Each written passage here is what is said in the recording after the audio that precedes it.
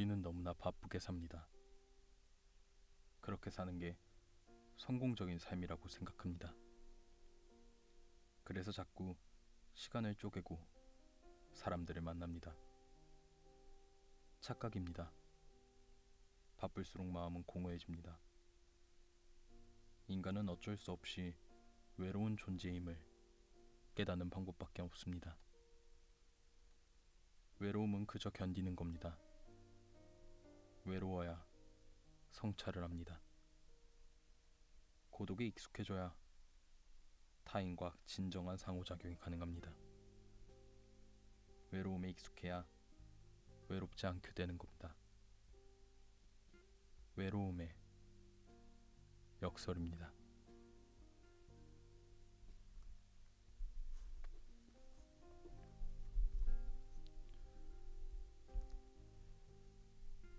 안녕하세요. 당신을 위한 밤입니다. 이번 주 조금 따뜻했던 것 같아요. 그쵸? 저번 주까지만 해도 너무 추워서 밖에 나가기 싫었는데 이번 주엔 날씨가 조금 따뜻해서 코로나가 살짝 무서웠지만 가볍게 산책 정도를 했던 것 같아요. 물론 마스크를 끼고요.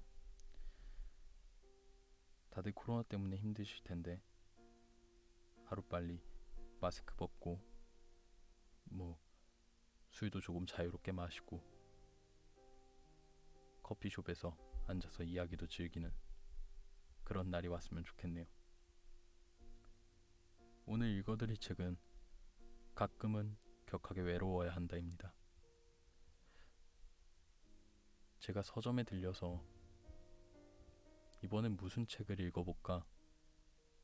무슨 책이 내 마음에 와닿고 조금 더 사람들에게 잘 설명할 수 있을까? 라는 생각을 했는데 이 제목이 제 눈에 들어왔어요. 가끔은 격하게 외로워야 한다.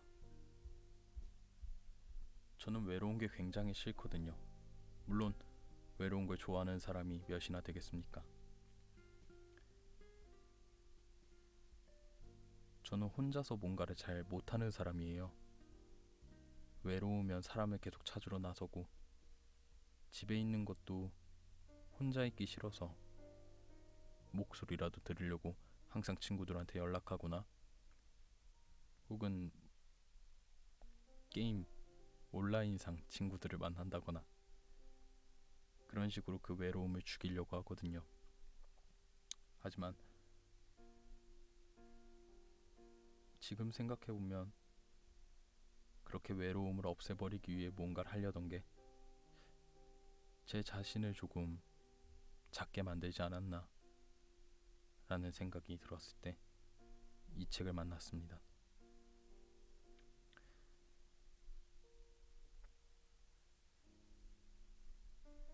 이 책을 읽으면서 사실 굉장히 많이 졸았어요. 책이 재미없어서가 아니라 글을 그러니까 글에 취미를 붙이려고 했던 게 얼마 되지 않아서 아직도 이렇게 300페이지가 넘어가는 책을 보다 보면 한 40-50페이지 읽고 잠이 들고 또 일어나서 다시 읽고 가끔은 읽으면서 이 책은 왜 이렇게 그림이 없는 거야?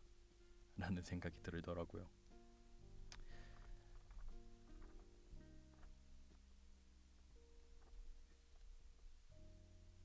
이 책은 이렇게 약간 뭐라 해야 되지? 일상 속에서 볼 수 있는 그림들, 사진들 그런 게 굉장히 많아요.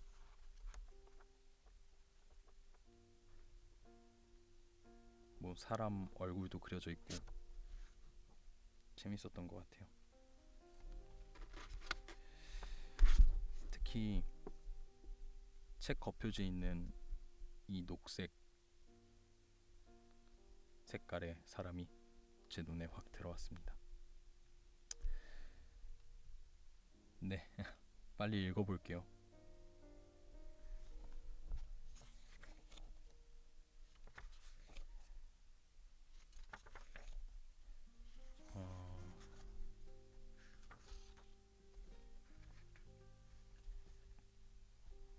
이 책에선 첫 번째로 프롤로그에서 독자들에게 질문을 날립니다. 프롤로그. 가끔은 정말 격하게 외로워야 합니다. 정말 가끔은 격하게 외로워야 합니다. 우리 모두가 정상이 아니기 때문입니다. 자동차도 비포장 도로를 한두 시간 달리면 구석구석 정비해야 합니다. 나사가 풀리고 기름이 셉니다. 무쇠로 된 자동차도 그렇습니다. 우리는 그 여린 마음을 가지고 십수년 동안 험난한 세월을 겨우 버텨왔습니다. 그런데도 지금의 내 몸과 마음이 정상일 거라는 그 터무니없는 믿음은 도대체 어떻게 가능한 걸까요? 몸도 매년 건강검진을 받습니다. 그 역겨운 물을 몇 리터나 마시고 장 내시경도 합니다. 조마조마해 가면서 결과를 받아봅니다. 작은 수치의 변화만 생겨도 겁내며 의사를 쫓아다닙니다. 몸의 사소한 변화도 그렇게 확인하는데 어떻게 자신의 마음은 아무렇지 않다고 생각하는 걸까요?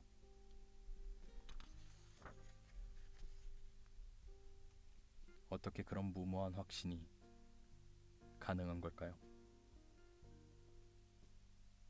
스스로 잘 살고 있다고 생각하는 사람일수록 더 망가져 있습니다. 대한민국에 성공한 사람들은 거의 다 만나봤습니다. 대부분 정상이 아닙니다. 본인만 모릅니다. 상식적으로 한번 생각해봅니다. 그 위치까지 가려고 도대체 얼마나 미친 듯이 살았겠습니까? 얼마나 이를 꽉 물고 버텼겠습니까? 얼마나 많은 경쟁자들을 밟고 그 자리까지 갔겠습니까? 그런데도 자신의 몸과 마음이 형편없이 망가져 있다는 사실을 잘 모릅니다. 주위 사람들은 다 압니다. 그가 가진 돈과 권력 때문에 아무 말 하지 않을 따름입니다. 그러다가 다들 한 방에 훅 갑니다. 하루하루를 겨우 견뎌내고 있는 보통의 사람들은 어떻겠습니까? 그래서 멘토의 막연한 위로를 그렇게 기대했는지 모릅니다. 허접한 용기라도 가져야 하는 거 아닌가 생각도 합니다. 그래서 다들 그렇게 낯선 심리학자의 이야기에 귀가 쫑긋했는지도 모릅니다. 그러나 문제는 그리 간단히 해결되지 않습니다. 격하게 외로운 시간을 가져야 합니다. 외로움이 존재의 본질이기 때문입니다. 바쁘고 정신없을수록 자신과 마주하는 시간을 가져야 합니다. 사람도 좀 적게 만나야 합니다. 우리는 너무 바쁘게들 삽니다. 그렇게 사는 게 성공적인 삶이라고 생각합니다. 그래서 자꾸 모임을 만듭니다. 착각입니다. 절대 그런 거 아닙니다. 바쁠수록 마음은 공허해집니다.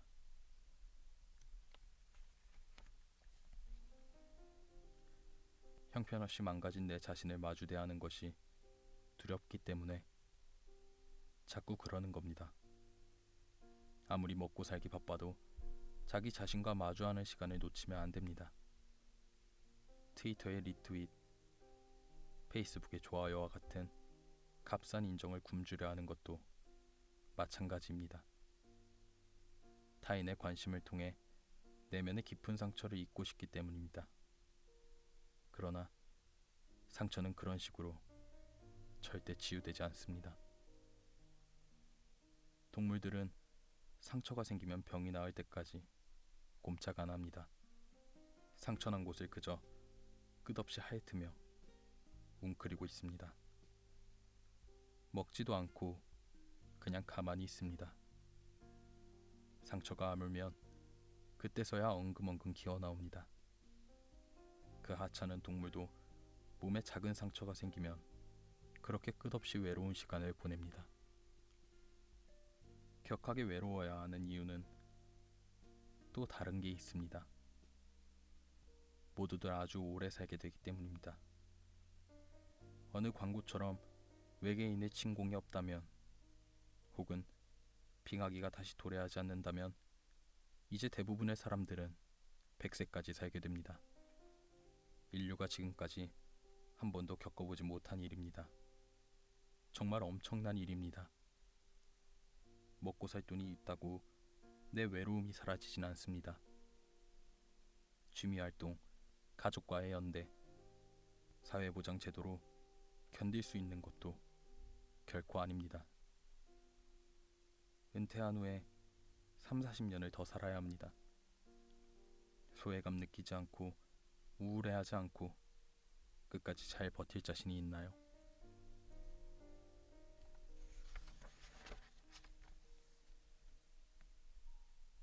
인간은 어쩔 수 없이 외로운 존재임을 깨닫는 방법밖에 없습니다. 그 사실을 깨닫는 것이 무서워 외로운 시간을 피하려고 합니다.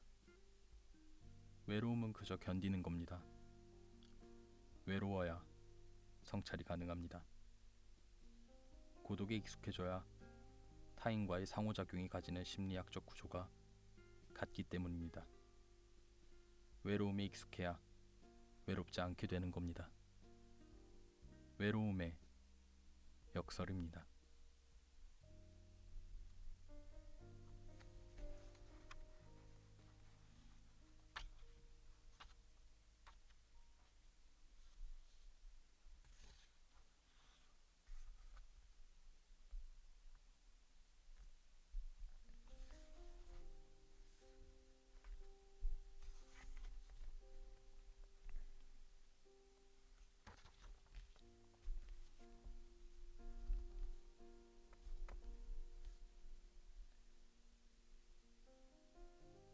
불안하면 숲이 안 보인다. 국민 배우 안성기 부부가 교토에 놀러와 며칠을 함께 지냈다. 안성기 부인은 현역 배우라고 해도 믿을 정도의 외모였다. 그러나 말과 행동은 참 솔직하고 시원시원했다. 안성기라는 이름에 관한 그녀의 이야기다. 원래 안성기의 아들 이름에는 환이 돌림자로 들어가 있어야 한다. 그래서 큰아들이 태어났을 때 이름을 안고안이라고 지어야 하는 건 아닌지 심각하게 고민했다고 한다. 안성기와 안고안, 정말 어울리는 부자 이름 아니냐며 사뭇 장난스러운 표정으로 내게 묻는다. 살림 욕심이 많은 안성기의 부인은 다이마루 백화점 지하 식품 코너에 있는 일본 음식을 무척 신기해하며 이것저것 사려 했다. 안성기는 부인에게 한 번도 아니다, 안 된다와 같은 부정적인 표현을 쓰지 않았다. 소영아, 그건 좀 그래. 소영아, 그건 조금 더 생각해보자. 와 같은 이런 표현이 전부였다. 천하의 안성기는 허접한 음식 봉투 한가득 들고 부인 뒤를 따라다니며 연신 조심스럽게 소영아, 이제 그만 다른 곳으로 가야 할 것 같아 했다. 안성기는 매번 아내의 이름을 참 애틋하게 불렀다. 한국의 중년 여자 대부분은 자기 이름을 잊고 산다. 누구 엄마, 아니면 누구 와이프인 까닭이다. 자녀가 성장하고 집을 떠나면 느끼는 중년 여성의 허전함은 자아 정체성의 위기로 이어진다. 안성기가 인간적으로 참 멋있어 보였던 것은 아들 둘의 군대와 유학 보낸 아내의 허전함을 끝없이 배려하는 모습 때문이었다. 중년 여성들이 느끼는 심리학적 위기도 심각하지만 은퇴한 중년 남자들의 정체성 혼란은 더 심각하다.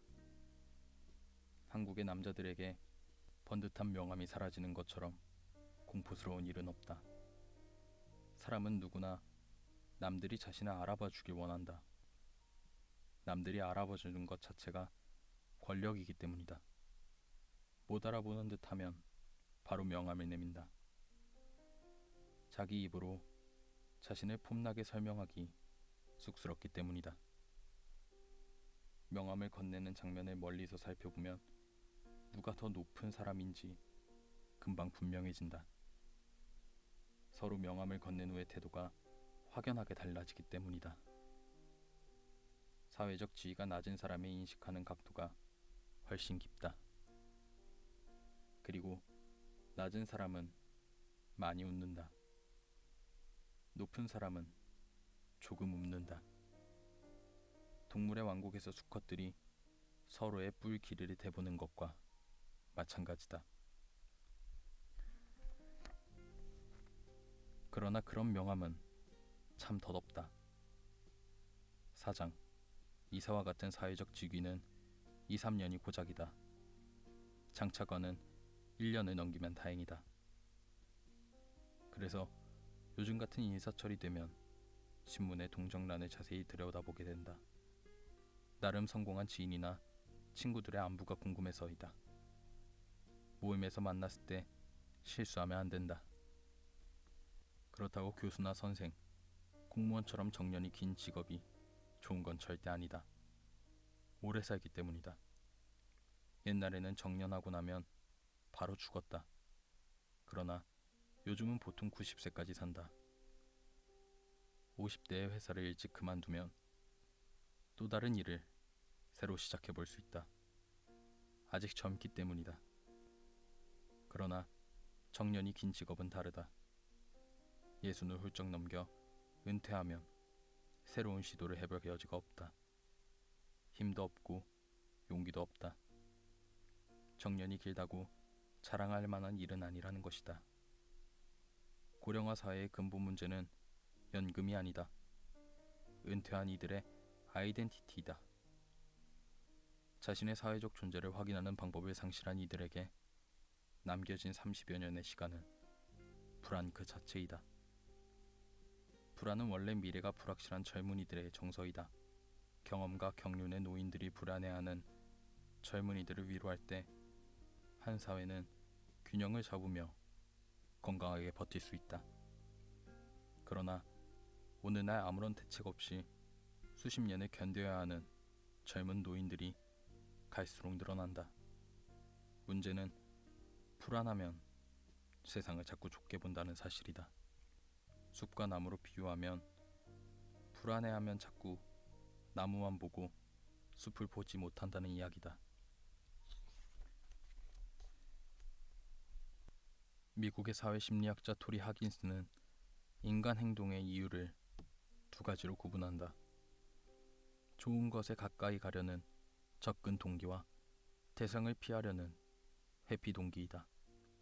세상을 긍정적으로 보고 다가가려는 접근 동기에는 전체 지각을 활발하게 한다. 반면 세상을 부정적으로 보고 도망치려는 회피 동기는 부분을 뜯어보려는 부분 지각을 더 촉진시킨다. 하긴스와 그의 동료는 불안하면 부분 지각이 강해지고 행복하면 전체 지각이 강해진다는 것을 확인했다. 원래 노인의 지혜는 숲, 그러니까 전체를 보는 데 있다.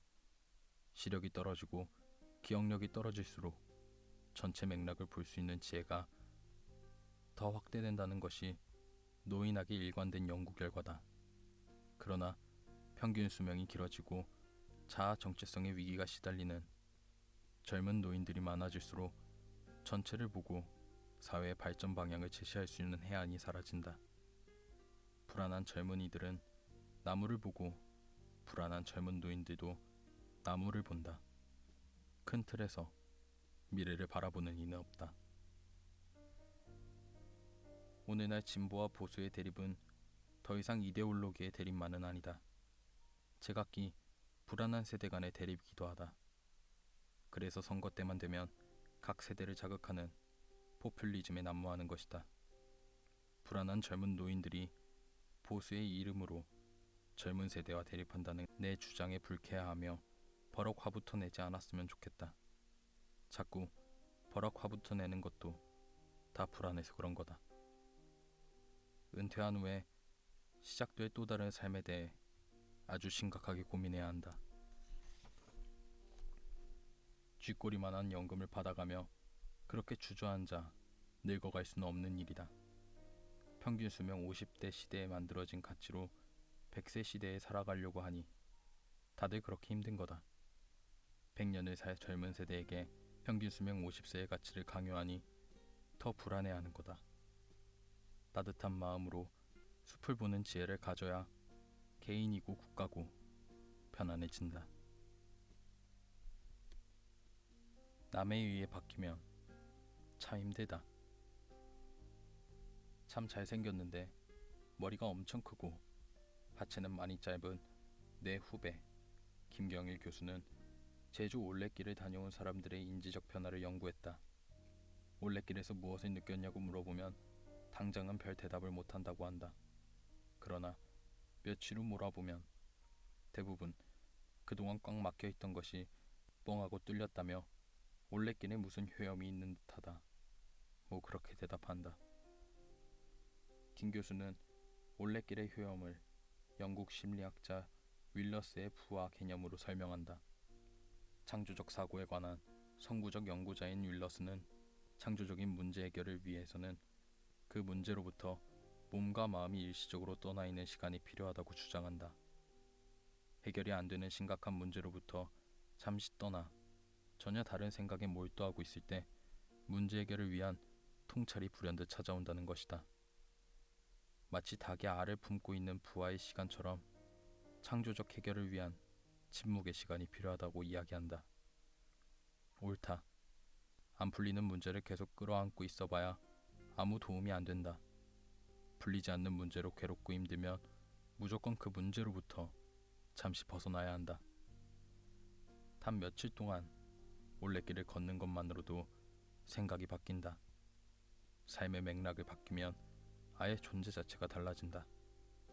그렇게 속썩이던 아이가 군대에 가면 전혀 다른 인간이 되는 경우가 그렇다. 내 아들이 그랬다. 면회를 가거나 휴가 때 만나면 그 의젓함이 이루 말할 수 없었다. 너무 자랑스러웠다. 말년 병장 때는 자신의 포상 휴가를 어머니가 편찮으시다며 괴로워하는 이등병에게 양보했다. 그 기간에 내 아들 녀석은 유격 훈련을 받았다. 난 너무 감동한 나머지 잠시 아내를 의심했다. 나 같은 이기적인 인간에게 어찌 저런 이타적 아들이 가능할까 해서다. 그러나 제대하니 이건 말짱 도루묵이다. 아주 게으르고 더럽다. 군대 가기 전에 내 아들로 완벽하게 다시 돌아왔다. 얼굴 마주칠 때마다 아주 환장한다. 그렇다면 군대에 있었던 그 의젓하고 품나는 아들이 진짜인가? 아니면 이 게으르고 더러운 아들이 진짜인가? 둘 다 진짜다. 존재란 항상 자신이 속한 맥락을 포함하고 있기 때문이다. 존재의 본질을 규정하는 맥락에 관한 설명은 텍스트를 콘텍스트와의 관계로 설명하는 해석학에 유래한다. 그러나 맥락의 의미가 인문, 사회과학의 본격 탐구 영역이 되기 시작한 것은 20세기에 이르러서이다. 바흐친의 대화주의, 사회학의 상징적 상호작용론, 게슈탈트 심리학, 비고츠키아 사회문학적 인지론 등 여기에 해당된다. 이 이론들에 따르면 주체를 둘러싼 사회문학적 맥락은 단지 주체 행동에 영향을 미치는 외적 요인에 불과한 것이 아니다. 맥락 자체가 주체를 구성하는 한 부분이 된다. 맥락적 주체를 전제해야만 문화가 이렇게 내면화되어 인간 의식의 일부분이 되고 그 다음 세대로 정승될 수 있는가를 설명할 수 있기 때문이다. 특히 독일의 게슈탈트 심리학은 맥락을 구체적으로 심리학적 연구 대상으로 삼았다. 인간은 사물을 지각할 때 사물의 각 부분을 따로 인식하지 않고 하나의 통합된 형태, 즉 게슈탈트로 파악한다. 이때 중요한 부분은 정경이 되고 그 나머지는 배경이 된다. 마치 사진을 찍을 때 인물만 뚜렷하게 나오고 나머지 부분을 흐리게 처리하는 아웃포커싱과 같은 원리다. 문제는 이 전경과 배경의 관계가 고정돼 있지 않다는 사실이다. 게슈탈트 심리학적 원리의 심리치료에 응용한 게슈탈트 치료법에 따르면 삶이란 이 전경과 배경의 관계가 끊임없이 변화하는 과정이다. 삶의 어떤 부분이 관심의 초점이 되어 전경이 되면 나머지는 배경이 되어야 한다. 그러나 시간이 흘러 맥락이 바뀌면 지금까지의 전경은 배경으로 물러나고 배경이었던 부분이 전경으로 올라온다. 이러한 게슈탈트의 끊임없는 형성과 해소의 과정이 내 삶의 내러티브가 되는 것이다. 문제는 전경과 배경의 전환이 매끄럽지 않을 때이다. 배경으로 물러나야 할 전경이 계속 버티고 전경으로 올라와야 할 배경이 애매할 때이다.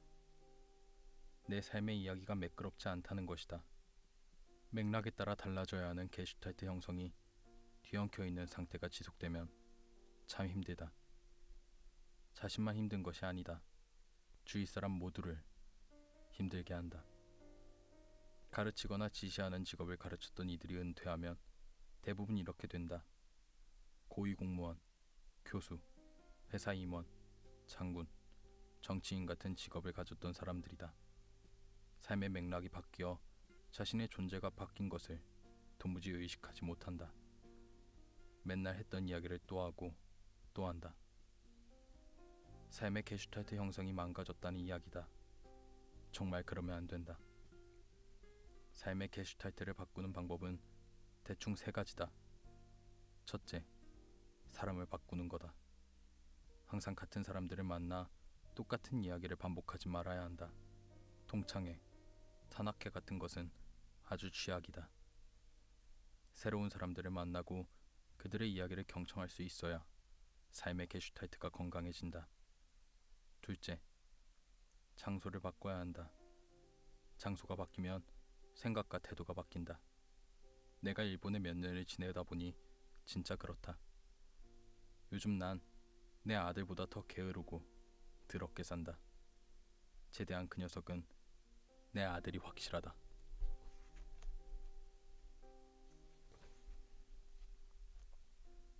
마지막으로 관심을 바꾸는 것이다.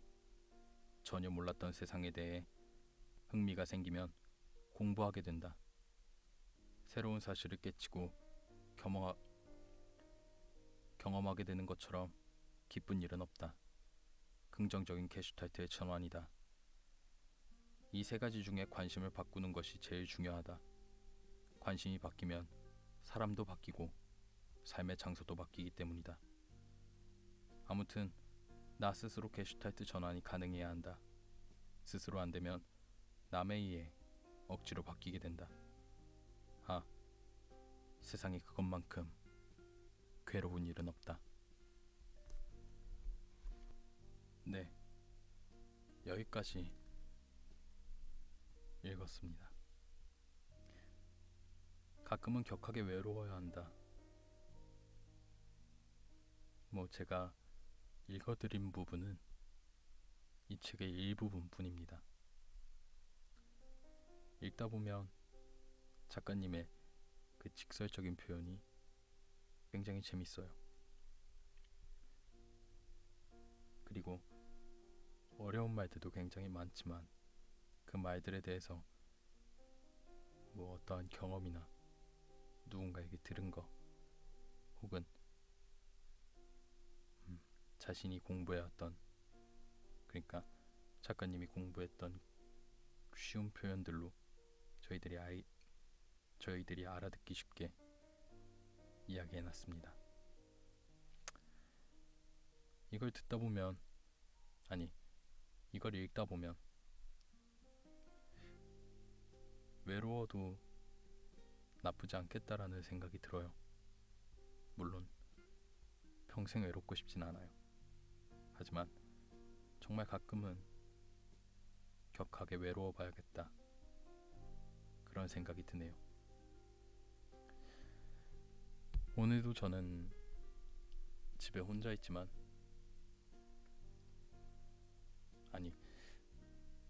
오늘 제가 집에 혼자 있으니 이 책이 말해주는 것처럼 자신을 조금 더 생각해보고 자신을 조금 성찰하는 시간을 가져보려고 합니다.